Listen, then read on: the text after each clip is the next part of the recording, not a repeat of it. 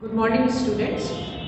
Today I am going to start a new chapter for BSc first year students and that is chemical kinetics. सबसे पहले तो हम लोग ये देखें कि हम लोग केमिकल काइनेटिक्स से क्या समझते हैं, यानी कि उसका इंट्रोडक्शन। यहाँ पे मैं आपको आज ये चीज़ें बताऊंगी। Introduction, types of reactions, why we study kinetics of chemical reactions and about the rate of reaction. तो सबसे पहले हम आ जाते हैं कि आखिरी केमिकल काइनेटिक्स है क्या। तो केमिकल से हम लोग समझते हैं chemical reactions. You all know chemical reactions, यही हम लोग केमिस्ट्री में पढ़ते भी हैं। इसके अलावा काइनेटिक्स, काइनेटिक्स मीन्स स्पीड, यानी कि केमिकल रिएक्शंस की क्या स्पीड होती है, इसको हम पढ़ेंगे। और उनका मैकेनिज्म क्या होता है, स्पीड क्या होती है और क्या मैकेनिज्म होता है केमिकल रिएक्शंस का, इसको हम पढ़ेंगे केमिकल काइनेटिक्स के अंतर्गत। तो सबसे पहले आ जाते हैं कि हमें केमिकल काइनेटिक्स में केमिकल रिएक्शंस की स्पीड पढ़ने की आखिर जरूरत क्या है। Okay, why this chapter has been introduced in chemistry, इसकी यूज क्या है, इसकी यूटिलिटी क्या है, हम आखिर क्यों पढ़े केमिकल काइनेटिक्स। तो इसके लिए बता दें आपको कि केमिकल काइनेटिक्स क्या है। कोई रिएक्शन है, वो किस स्पीड से हो रहा है, उसकी स्पीड मेजर करते हैं। अब स्पीड मेजर करनी क्यों जरूरी है, देखो जैसे कि हम लोग गन्ने का जूस लेते हैं, शुगर केन का शुगर जूस लेते हैं, शुगर केन जूस, उससे हम लोग बनाते हैं विनेगर, एक बहुत ही इम्पॉर्टेंट प्रोडक्ट बनता है। तो जब विनेगर हम बनाते हैं तो उसकी क्या कंडीशंस होनी चाहिए, उसकी रेट कैसे ऑप्टिमम रखें, उसके लिए क्या ऑप्टिमम कंडीशंस होनी चाहिए, क्या हम उसके लिए टेम्परेचर रखें, कितना ड्यूरेशन रखें, ये सब स्टडी करें जिससे कि हमारा हाई क्वालिटी प्रोडक्ट बने। ओके, प्रोडक्ट जो है वो हाई क्वालिटी का बने, इसके लिए ज़रूरी है कि हम उसकी स्पीड और उसके बारे में और जानें। ओके, अब आ जाते हैं, जैसे मान लो कोई गैस है, हार्मफुल गैसेस रिलीज हो रही है। अब जैसे बहुत आप लोग पढ़ रहे हैं ओजोन लेयर जो है वो डिप्लीट हो रही है, तो उससे अल्ट्रावायलेट रेज आ रही है। अब ओजोन लेयर क्यों डिप्लीट हो रही है, क्योंकि बहुत सारे हार्मफुल गैसेस यहाँ से रिलीज हो रही हैं जो कि उस ओजोन लेयर के लिए नुकसानदायक है। तो इसके लिए ज़रूरी है कि हम ये जानें कि आखिर क्या रिएक्शंस हो रहे हैं, वो किस स्पीड से हो रहे हैं, क्या हम उन्हें स्लो डाउन कर सकते हैं, तो जिससे कि हमारे एनवायरमेंटल हैजार्ड्स जो हो रहे हैं ये होना बंद कर दें।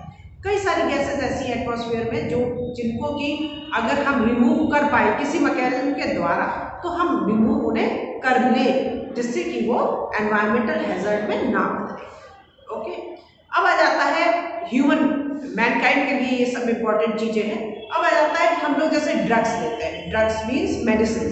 ओके, हम लोग मेडिसिन लेते हैं, तो मेडिसिन बॉडी पर किस तरह इफेक्ट करती हैं, उनका क्या रेट ऑफ रिएक्शन होता है, क्या हम कोई ऐसी मेडिसिन में कोई परिवर्तन कर सकते हैं कि उसका रेट ऑफ रिएक्शन बढ़ जाए और हमारी बॉडी पर वो जल्दी असर कर जाए।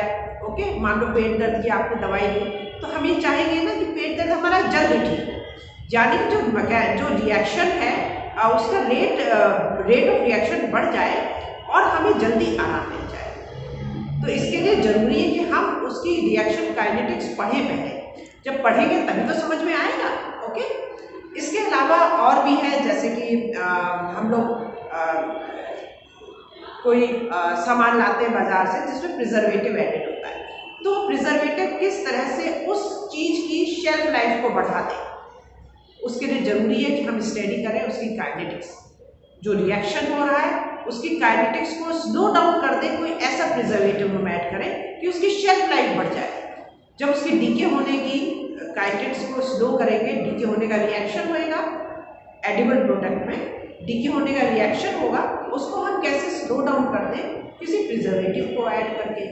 तो इसके लिए ज़रूरी है कि हम रिएक्शन मैकेनिज्म और रिएक्शन काइनेटिक्स को समझें।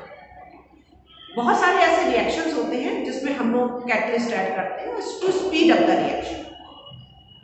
तो वो कैटलिस्ट कौन से टेम्परेचर पर सबसे ज़्यादा ऑप्टिमम तरीके से काम कर पाएगा, इसको अगर स्टडी करनी हो तो भी ज़रूरी है कि हम रिएक्शन काइनेटिक्स को स्टडी करें, इसके लिए ज़रूरी है।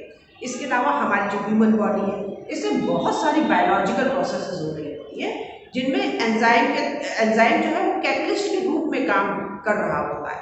तो कैटलिस्ट के ऊपर काम कर रहा होता है एंजाइम, और हम चाहते हैं कि प्रॉपर फंक्शनिंग रहे, सारे ऑर्गन्स की प्रॉपर फंक्शनिंग रहे, तो जरूरी है कि हम उसके लिए केमिकल काइनेटिक्स को पढ़ें। केमिकल काइनेटिक्स किस तरह से रिएक्शन प्रोसीड हो रहा है, क्या उसकी मैकेनिज्म है, वो सब हम जानें। तो इसके लिए जरूरी है कि हम केमिकल काइनेटिक्स की स्टडी करें। So this is our first step towards studying the chemical kinetics. और अभी मैंने आपको ये बताया कि इसका आखिर क्या यूज है, आखिर हम इसको क्यों। अब हम आ जाते हैं कि मान लो टाइप्स ऑफ रिएक्शंस पर आते हैं। जैसे कुछ रिएक्शंस होते हैं बहुत ही स्लो होते हैं। जैसे मान लो आपने एक लोहे का टुकड़ा पानी में डाला, ओके, लोहे का टुकड़ा आपने पानी में डाला। अब आप ये सोच रहे हो ये करोड कर जाए। करोड मीन्स करोजन, जंग लगना, मोर्चा लगना जिसको कहते हैं। उसमें मोर्चा लगना शुरू हो जाएगा, जंग लगना शुरू हो जाएगा, लेकिन वो एक दिन में नहीं होगा। आपने आज डाला, आप सोचोगे अरे इसमें जंग लग गया होगा, नहीं लगेगा, बहुत कई साल लग जाते हैं उसमें जंग लगने में, ओके। अब जैसे आदमी कोई है, कोई ह्यूमन बीइंग है, उसको वो बुढ़ा होता है, उम्र बढ़ती है, धीरे धीरे बुढ़ा होता है, तो इसकी ageing process, it is a very very long process, okay. यानी कि इसमें जो केमिकल रिएक्शंस हो रहे हैं, they are taking a long time to occur, तो बहुत धीरे धीरे हो रहा है। इसी तरह से अगर हम देखें बॉम्ब का एक्सप्लोजन, बॉम्ब डाला गया, उसका एक्सप्लोजन हो गया, या आप लैब में देखते होंगे एसिड बेस टाइट्रेट, एसिड और बेस आप लिया, एसिड में बेस मिलाए, तुरंत होते हैं, इंस्टेंटेनियस, बहुत ही जल्दी हो जाते हैं। तो ऐसे रिएक्शन को हम लोग कहते हैं वेरी फास्ट रिएक्शन। तो कुछ रिएक्शन है जो कि बहुत तेज होते हैं, जैसे हाइड्रोजन और फ्लोरीन का combination, it is a very fast reaction. तो कुछ रिएक्शन होते हैं बहुत स्लो होते हैं, हाइड्रोजन ऑक्सीजन का कॉम्बिनेशन है to form water, it's a very slow reaction. Corrosion है, रस्टिंग ऑफ आयरन है, it's a very slow reaction. तो कुछ रिएक्शन होते हैं जो कि बहुत फास्ट होते हैं, कुछ रिएक्शन होते हैं जो बहुत स्लो होते हैं। इसके अलावा कुछ रिएक्शंस होते हैं जो कि मॉडरेट स्पीड पर चलते हैं, जैसे कि इन्वर्जन ऑफ केन शुगर है, ओके। और इसके अलावा आप लोग एक्सपेरिमेंट में करेंगे, सैपोरिफिकेशन एक्सपेरिमेंट है। तो ये सब रिएक्शंस जो है they occur at a measurable speed, means you can measure their speed. तो केमिकल काइनेटिक्स एक्चुअली इन वाले रिएक्शंस के लिए हम लोग स्टडी करते हैं जिनकी स्पीड हम लोग मेजर कर पाते हैं, ओके। अब अगर हम स्पीड मेजर करने की बात करें, तो जैसे आप लोगों को पता ही होगा कि स्पीड हम लोग क्या कहते हैं, speed is what, distance upon time. मान लो आप यहाँ से चले और आप 2 किलोमीटर, आप समझ लो 5 किलोमीटर दूर गए अपनी गाड़ी से, let it be a scooty. आपने अपनी स्कूटी स्टार्ट करी और आप यहाँ से 10 किलोमीटर दूर गए और आपने टाइम लिया लगभग 20 मिनट वहाँ तक पहुँच गए। तो आपकी स्पीड आप अपनी स्पीड किस तरह नापोगे, distance upon the time taken, यानी आप 10 किलोमीटर गए, आपने 20 मिनट का टाइम लिया, तो ये आपकी हो गई स्पीड, यानी distance covered upon time taken, okay. ये आपकी हुई स्पीड। आपकी एवरेज स्पीड क्या हुई, जहाँ से आप चले, अगर आपको 0 थी तो वहाँ से कितने kilometre, 10 kilometre divided by the time taken, that is your average speed. लेकिन अगर हम ये कहें कि आप इंस्टेंटेनियस स्पीड बताओगे, ओके, आप अगर यहाँ से चले तो अभी आपकी स्पीड कम होगी, धीरे धीरे आपकी स्पीड बढ़ जाएगी और बाद में आपकी स्पीड बढ़ेगी और फिर धीरे धीरे घटेगी जब आप रुक जाओगे। लेकिन अगर ये आपको देगी एवरेज स्पीड, लेकिन अगर आपको किसी भी समय पर एक स्पीड निकालनी है तो उसको हम लोग कहते हैं इंस्टेंटेनियस स्पीड। तो यहाँ पर जब हम केमिकल रिएक्शंस की बात करते हैं, हमने एक रिएक्टेंट लिया, हमने एक प्रोडक्ट लिया। अब रिएक्टेंट क्या होगा, रिएक्टेंट कंज्यूम होना शुरू कर देता है जैसे जैसे रिएक्शन शुरू होता है और अल्टीमेटली प्रोडक्ट बना देता है, यानी कि रिएक्टेंट कम होता जाता है, प्रोडक्ट बढ़ता जाता है। तो यहाँ हम लोग जो मेजर करते हैं वो मेजर करते हैं एवरेज स्पीड तो मेजर करते हैं, लेकिन instantaneous speed is very very useful over here, क्योंकि किसी भी एक पर्टिकुलर टाइम पर हमको मेजर करना होता है स्पीड, तो इंस्टेंटेनियस स्पीड हम लोग ज़्यादातर मेजर करते हैं। अब इसके बारे में और थोड़ा आपको बताएंगे नेक्स्ट वीडियो में।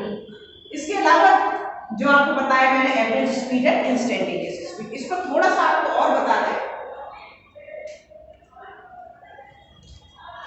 मान लो ये कंसंट्रेशन है। अच्छा, यहाँ पर आपको ये भी बता दें कि आखिर हम कंसंट्रेशन क्यों ले रहे हैं। मान लो एक मॉलिक्यूल है, रिएक्शन होता ही क्यों है? क्योंकि कॉलिजन होता है मॉलिक्यूल्स में, उससे रिएक्शन होता है। मान लो ये रिएक्शन है A and this is combining with another reactant B. ये दो हमारे पास रिएक्टेंट है और एक ये नया कुछ मॉलिक्यूल बना रहा है which is C. Okay, C plus D इसने ए है, ये बी है, कंबाइन किया सी और डी, इसने एक ये रिएक्टेंट है हमारे, और इन्होंने कंबाइन किया, कॉलिजन हुआ और इन्होंने एक प्रोडक्ट बनाया। ओके, ये रिएक्टेंट इन्होंने कंबाइन किया, एक नया प्रोडक्ट बना दिया। अब क्या हुआ, यहाँ पर एक मॉलिक्यूल से टकराया और उसने एक मॉलिक्यूल सी का बनाया, एक मॉलिक्यूल डी का बनाया। अब यहाँ पर अगर हम मेजर करें, एक अब हम सोच लीजिए कि एक कंटेनर है, उसमें 50 मॉलिक्यूल हैं, तो 50 मॉलिक्यूल हमारे थे ए के, 50 मॉलिक्यूल बी के थे, और उन्होंने क्या किया, 50 मॉलिक्यूल सी के बनाए, 50 मॉलिक्यूल डी के बना दिए। लेकिन क्या होगा, या 50 मॉलिक्यूल मान लो तो शुरू में तो 50 इसके थे, 50 इसके थे, बाद में क्या होगा, इसके घट जाएंगे, इनके 0 थे, और फिर क्या होगा, ये घट के मान लो 10 मॉलिक्यूल्स यहाँ चलेगा, इसमें 40 बचे, इसके भी 40 बचे, और यहाँ पर हमारे 10 मॉलिक्यूल इसके फॉर्म हुए, 10 मॉलिक्यूल इसके फॉर्म हुए। एट एनी टाइम किसी भी समय ऐसे हुआ। तो जब हमारे पास में रिएक्टेंट होता है तो वो इतनी क्वांटिटी में नहीं होता, वी कैन नॉट मेजर, हम लोग काउंट नहीं कर सकते कि एक मॉलिक्यूल लिया, 2 मॉलिक्यूल लिया कि 50 मॉलिक्यूल लिया। इसलिए हम लोग क्या करते हैं, कंसंट्रेशन लेकर के चलते हैं, यानी concentration of A and concentration of B. और कंसंट्रेशन किस टर्म्स में होती है, moles per litre, moles per litre में होगी कंसंट्रेशन। तो कंसंट्रेशन और टाइम लेकर के चलते हैं, और इससे हम लोग मेजर करते हैं उसकी एवरेज स्पीड। अगर हम इसमें ग्राफ देखें तो कैसा आता है, ए जो यहाँ पर हमारे ए और बी जो प्रोडक्ट्स हैं, जो रिएक्टेंट्स हैं, वो क्या होंगे, घटे। तो इसका ग्राफ कुछ इस तरह से आता है, हमेशा इस तरह से, यानी शुरू में तो बहुत ज्यादा घटती है कंसंट्रेशन, बाद में धीरे धीरे घटती है और फिर बिल्कुल कम हो जाती है घटनी। ये है from the view point of reactants. Reactants की कंसंट्रेशन कुछ इस तरह से घटती है। और अगर हम लोग प्रोडक्ट्स की बात करें तो कैसे होगा वो, from the view point of products वो कुछ इस तरह से ग्राफ होता है, इस तरह से ग्राफ होता है, यानी कि शुरू में तो उनकी कंसंट्रेशन 0 होगी, this is the concentration abscissa and this is our time. तो शुरू में तो उनकी कम होगी कंसंट्रेशन, और बाद में उनकी कंसंट्रेशन प्रोडक्ट्स की बढ़ेगी, this is for the products. और एक समय आएगा जब ऑलमोस्ट ये फ्लैट हो जाएगा, मींस इक्विलिब्रियम पॉइंट आ जाएगा, जब उसका जो ग्राफ है वो ऑलमोस्ट फ्लैट हो जाएगा, इक्विलिब्रियम पॉइंट। तो हम लोग केमिकल काइनेटिक्स कहाँ पढ़ेंगे, हम लोग केमिकल काइनेटिक्स इसके बीच में पढ़ते हैं, और इसके बाद में जब इक्विलिब्रियम पॉइंट आ जाता है, this is our equilibrium point, इसके बाद में thermodynamics comes into play. Equilibrium point, after equilibrium point thermodynamics comes into play. तो हम लोग केमिकल काइनेटिक्स कहाँ पढ़ते हैं, जब तक इक्विलिब्रियम पॉइंट नहीं आता है और प्रोडक्ट हमारा फॉर्म हो रहा होता है फ्रॉम द रिएक्टेंट्स। इस तरह रिएक्टेंट्स की दिखती है। अब आपको बताएं, थोड़ा सा यहाँ का हिंट दे देते हैं एवरेज स्पीड के लिए, और बाकी मेरा नेक्स्ट वीडियो में रहेगा। अब मान लो एक हमने यहाँ पॉइंट दिया ए, एक पॉइंट ये लिया बी। अब ए और बी के बीच में अगर हमको एवरेज स्पीड निकालनी है तो क्या करेंगे, ये है हमारा concentration, let it be C1 and C2. Okay, and what will be the time taken? Let it be T1 and this will be T2. तो हमारी एवरेज स्पीड कितनी होगी, C2 minus C1 divided by T2 minus T1. Okay, C2 is the final concentration and C1 is the initial concentration. Final concentration यहाँ क्या होगा, कम होगा। Okay, final concentration कम होगा, initial concentration ज्यादा होगा।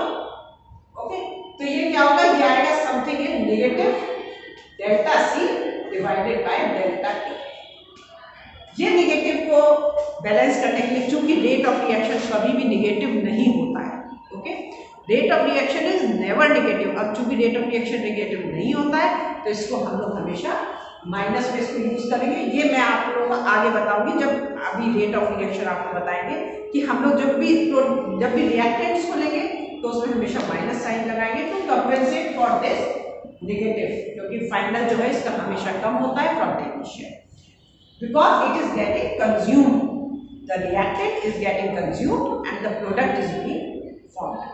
तो rate of disappearance of A होता है, that is always taken as negative, and the rate of appearance of the product is always taken as positive. तो ये थोड़ा सा है, इसके अलावा इंस्टेंटेनियस स्पीड आपको नेक्स्ट टर्म पर बताएंगे कि किस तरह से टेंजेंट ड्रॉ करते हैं और उससे हम लोग निकालते हैं इंस्टेंटेनियस स्पीड। इसके अलावा इसमें भी कैसे निकालते हैं ten, actually this tan theta I will explain it